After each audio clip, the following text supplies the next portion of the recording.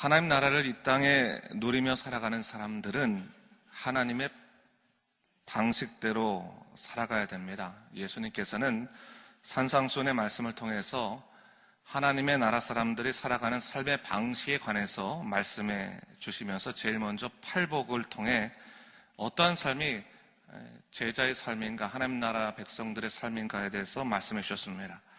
오늘은 팔복 세 번째 시간이죠. 온유의 삶에 관해서 한번 생각해 보도록 하겠습니다. 우리 5장 5절 말씀 함께 읽도록 하겠습니다.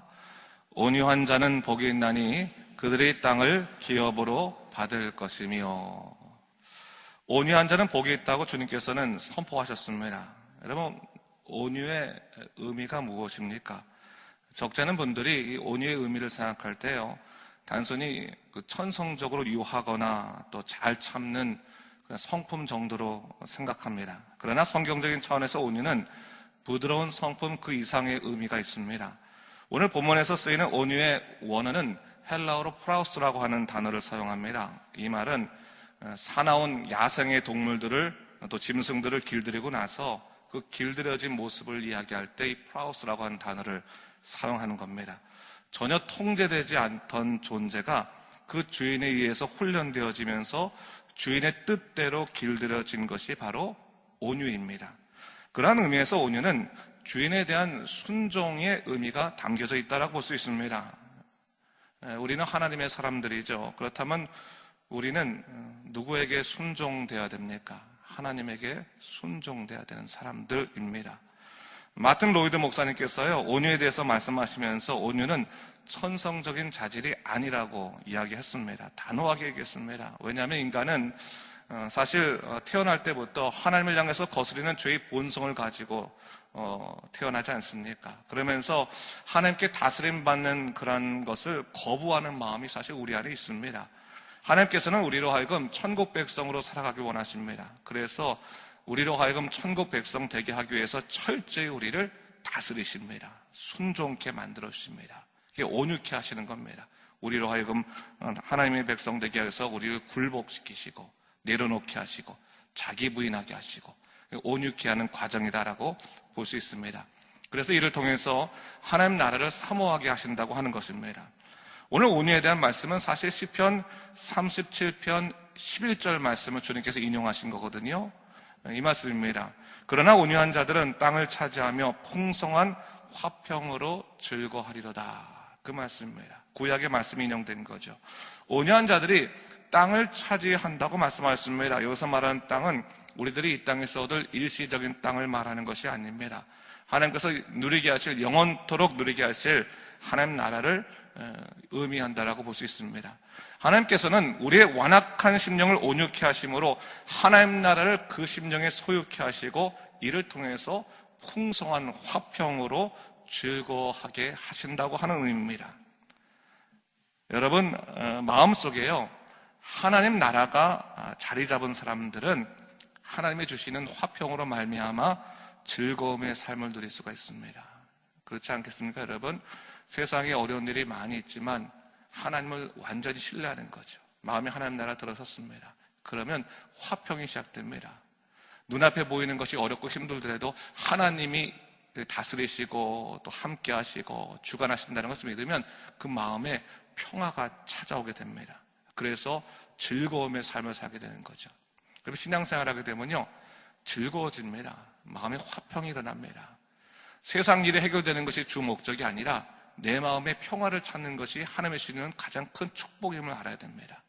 그래서 여러분, 우리가 믿음 생활을 한다고 하는 것을 세상의 복을 얻기 위한 방편으로 생각하면 안 됩니다. 믿음 생활은 우리가 이 땅에서 살다가 하나님 나라를 살아갈 수 있는 완전히 다른 삶을 주시는 하나님의 은혜의 역사라고 하는 사실을 우리가 잊지 말아야 되는 것이죠. 사실 인간은요, 완악하기 때문에 자기를 포기하고 하나님께 전적으로 순종하는 것이 결코 쉽지는 않습니다. 그래서 하나님께서요, 하나님 나라를 우리 마음속에 주시기 위해서 우리로 하여금 온유케 하는 과정을 허락하십니다. 근데 그 과정이 때때로는 아파요. 또 때로는 고통스럽기도 합니다. 나를 내려놓는 과정이 결코 쉽지 않습니다. 내려놓게 하시는 거예요. 아버지만 소망하게 하십니다. 여러분 정말 신앙생활 할 때요, 처음부터 막 축복이 열려가지고 내가 생각하는 축복들이 막 생기고 복이 떨어져서 살아가면 얼마나 좋겠습니까? 근데 뭐 그렇지 않거든요, 여러분. 오히려 포기할 게 많거든요. 오히려 일이 안 풀릴 때도 있거든요. 걱정스럽습니다. 근데 여러분, 그 걱정을 하나님께서 왜 주시냐면요, 세상 걱정 내려놓고 아버지 바라보라고 주시는 거거든요. 더 이상 세상에 이끌려 살지 말고 하나님만 의지하며 살라고 하시는 거거든요. 여러분, 세상 아버지께서 주시는 걱정하고요, 세상 걱정과 확실한 차이가 있는 것 같습니다. 세상 걱정은 우리로 하여금 절망에 빠지게 하는 거죠. 낭망에 빠지게 합니다. 근데 아버지께서 허락하신 염려나 걱정은요, 기도하게 하십니다.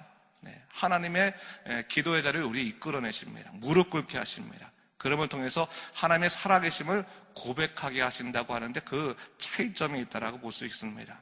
여러분, 예수님께서요, 그 모든 것들을 미리 다 보여주셨습니다. 예수님이 어떻게 하나님의 뜻을 이루어가신지 보여주심을 통해서 정말 십자가에 죽으신 것 같으나 사흘 만에 다시 사심을 통해서 부활의 삶이 무엇인가를 우리에게 이미 보여주지 않으셨습니까? 그래서 주님께서 말씀하시는 겁니다. 마태복음 11장 28절에서 30절 말씀에 예수님께서 이렇게 말씀하셨습니다. 여러분 다 아시는 말씀이죠. 함께 더불어 읽도록 하겠습니다. 수고하고 무거운 짐진 자들아, 다 내게로 오라. 내가 너희를 쉬게 하리라.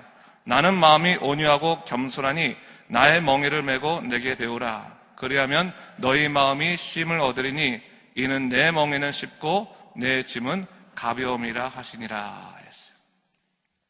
인생의 수고하고 무거운 짐진 자들을 향해서 주님께서 말씀하시는 겁니다. 다 내게로 와라. 다 내려와. 나게 배워라. 나는 마음이 온유하고 겸손하니 나의 멍에를 메고 내게 배우라 말씀하셨어요. 근데 우리 이런 생각 할 수 있잖아요.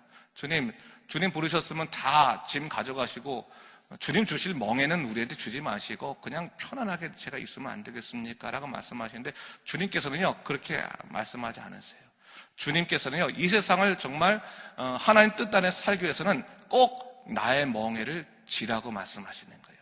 예수님이 이 땅에서 보여주신 그 모든 삶을 너도 그대로 추구하라고 하는 거예요. 바로 그것이 하나님 뜻대로 사는 것이라고 하는 것을 말씀해 주시는 겁니다. 여러분, 예수님이 주신 멍에가 뭐겠습니까? 그것이 바로 하나님께서 우리를 온유케 하셔서 우리의 것을 내려놓는 자기 부인의 삶, 그렇죠? 네, 하나님 뜻을 바라보면서 주님의 십자가에 동참하는 믿음의 삶 아니겠습니까? 그렇게 살아갈 때 우리는 행복한 삶을 살게 되는 겁니다. 이런 말씀대로 살면 행복하지 않겠습니까? 행복하겠습니까? 행복합니다. 여러분, 처음엔 쉽지 않아도 분명히 행복해지는 삶이라고 하는 것을 하나님께서 우리에게 가르쳐 주시는 겁니다. 하나님께서 우리에게 말씀을 주신 이유가 뭘까요? 우리에게 말씀에 순종하라고 말씀하신 이유가 뭘까요? 신명기서 10장 12절부터 13절 말씀에는 이렇게 나와 있습니다. 이스라엘아, 내 하나님 여호와께서 내게 요구하시는 것이 무엇이냐? 곧 네 하나님 여호와를 경외하여 그의 모든 도를 행하고 그를 사랑하여 마음을 다하고 뜻을 다하여 내 하나님 여호와를 섬기고 내가 오늘 네 행복을 위하여 내게 명하는 여호와의 명령과 규례를 지킬 것이 아니냐 했어요. 하나님께서 우리에게 말씀하셨고요. 말씀을 주셨습니다. 그 말씀대로 살라고 말씀하십니다. 그런데 그 말씀대로 살라고 말씀하시는 그 하나님의 요구는 단순하게 하나님 자신을 위해서가 아니라 우리를 위해서라고 하는 것을 얘기하고 있어요. 오늘 우리의 행복을 위해서 네가 말씀에 순종하라라고 이야기해 주시는 것을 볼 수 있습니다. 여러분, 말씀에 순종하는 삶, 오늘 내가 하나님의 말씀에 순종하는 삶은 결국 우리의 행복과 연결되는 겁니다. 말씀을 따라 사는 것은 내가 오늘 행복한 삶을 살아가는 것과 직결되는 겁니다. 그것을 하나님께서 오늘 말씀해 주시는 것이죠. 여러분, 하나님을 신뢰하십시오. 하나님을 신뢰하는 삶이 참 중요한 것 같아요.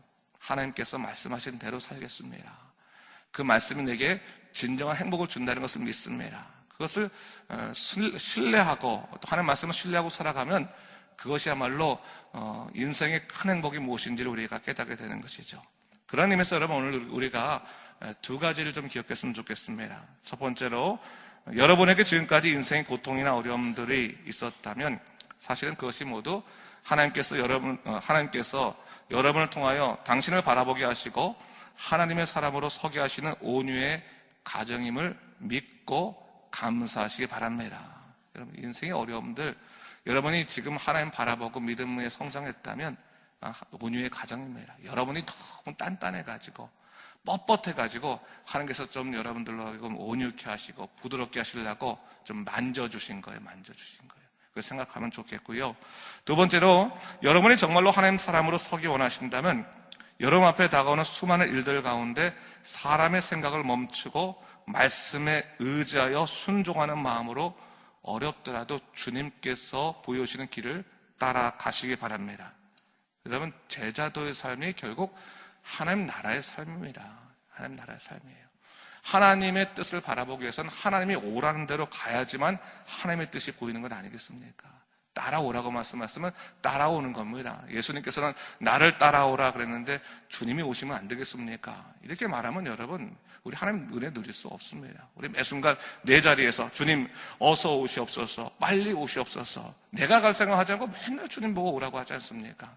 여러분, 우리가 우리 자리를 떠나야지 주님이 계신 곳에 갈 수 있는 겁니다. 그렇다면 우리 인생에 있어서 하나님 말씀 의지하여 그분 뜻대로 살아가려고 하는 영적인 결단들이 반드시 요구되는 겁니다. 그것을 잊지 말아야 됩니다. 신앙생활은요, 어떻게 보면 묵묵하게 예수님이 가셨던 십자가의 길을 따라가는 거죠. 여러분, 구레네 시몬이 억지로 십자가를 메었지만 그 가정이 완전히 변화되는 믿음의 가정이 되고 복된 가정 되지 않았습니까? 우리도 마찬가지입니다. 여러분, 우리가 주님의 십자가를 고통스러워하지 말고 그것이 멍해가 아니라 정말 하나님께서 내게 주신 큰 축복이라고 생각하고 가게 된다면 여러분, 우리는 이 세상 속에서 길을 잃어버리지 아니하고 하나님의 능력대로 살아갈 수 있게 될 것입니다. 오늘도 여러분, 하나님을 바라보며 믿음으로 살아가는 여러분 되시기를 주님의 이름으로 축원합니다. 기도하겠습니다. 주 하나님 아버지, 참으로 감사합니다. 하나님, 오늘도 우리에게 말씀을 허락하여 주시고 이 온유의 삶을 통해서 하나님의 사람으로 서가는 것이 무엇인지를 깨닫게 하신 것 참으로 감사합니다.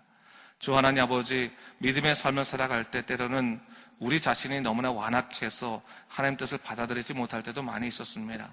그러나 주님께서 인도하시사 우리가 더욱더 주님 안에서 온전히 겸손하고 온유케 되어서 하나님 뜻대로 다스림받는 믿음의 사람으로 굳건히 서도록 인도하여 주시옵소서. 그래서 주님이 약속하신 그 하나님 나라를 누릴 수 있도록 주의 우리를 복되게 하시고 하나님의 능력으로 함께하여 주시옵소서. 감사드리며 이 모든 말씀 우리 주 예수 그리스도 이름으로 간절히 기도드립니다. 아멘.